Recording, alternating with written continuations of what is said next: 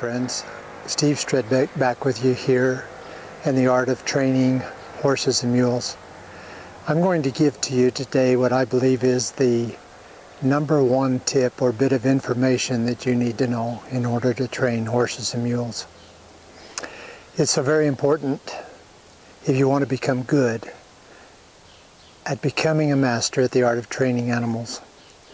You know, for the past 40 years I've studied how to train horses, and almost every master trainer that I've studied with has told me this simple rule. It's simply this, is that you have to learn how to take control or become the one that's in charge of, or the leader of that animal that you're trying to train. You know, that's it. It's not any more complicated than that, but yet few, if ever, become that person and struggle with every program that they come across because they're so caught up with one particular gimmick or another that they never really succeed at training. Now, what do I mean by caught up in the gimmicks? Well, one of the gimmicks is that people believe that horse or mule is human and that they have human emotions. That's a gimmick. That's nothing but far from the truth. Here's an example of another gimmick. The thought that you can train any animal with only using food. Now that's a gimmick. It may be used in teaching your animal to do a trick, but it's not training your animal to behave in a respectful manner towards you when you ask. The truth is that these people that follow some beautiful thought, they fail at becoming the leader and in control, and so they fail at the animal's complete training. How do we know that they fail? Well, it's simple, because it's manifest in the animal's disrespect for them. They may teach the animal to sit up or roll over if it's a dog, but when they let that dog loose, it runs off, and no command or yelling will bring it back. The killer whale may be trained to jump out of the water for a handful of fish, but when it takes the trainer to the bottom of the tank, there's no command to stop. Here, you're drowning me, have a fish. The animal fails to respect them because they're not now nor ever have been in control or in charge. Disrespectful behaviors are things like rearing, biting, kicking, balking, corral sour, tossing their heads, running away from you or with you or over you. These things happen when you or someone else have tried to train that animal using some sort of gimmick, and we're not in control or in charge. So the first lesson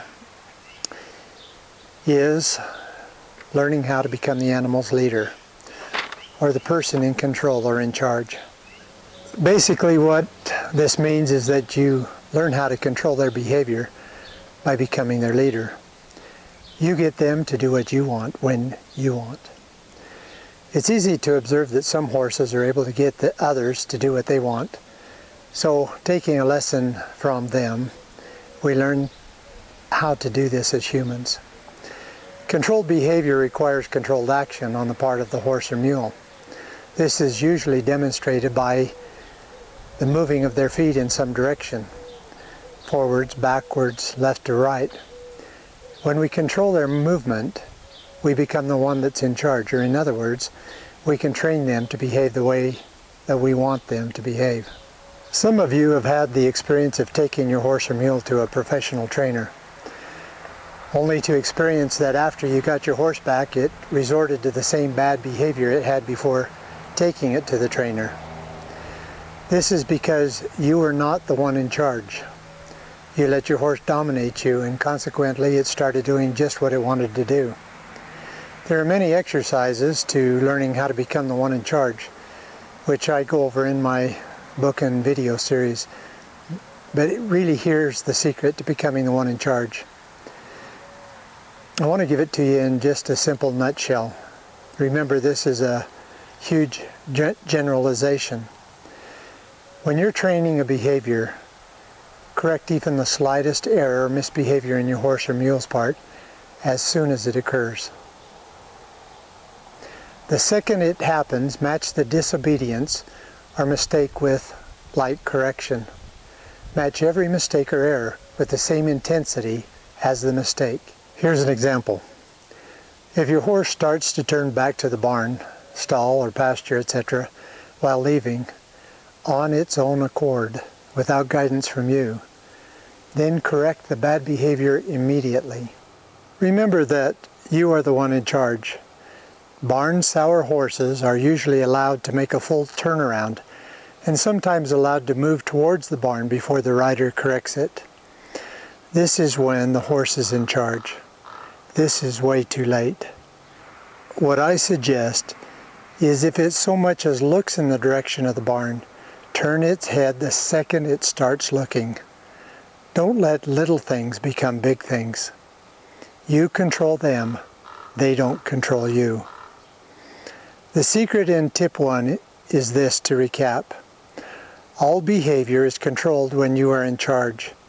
It does only what you want when you want. So change up the routine patterns in your training.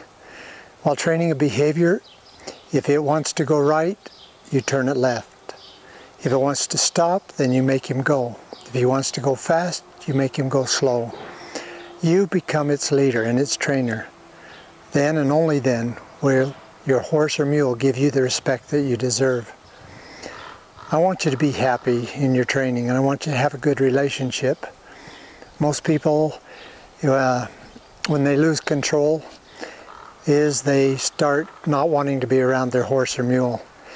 It's no longer fun.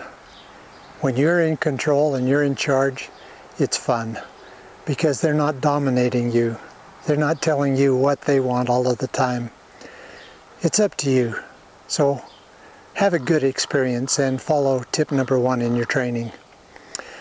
This is Steve Stredbeck. May you go with God. Good luck and happy training.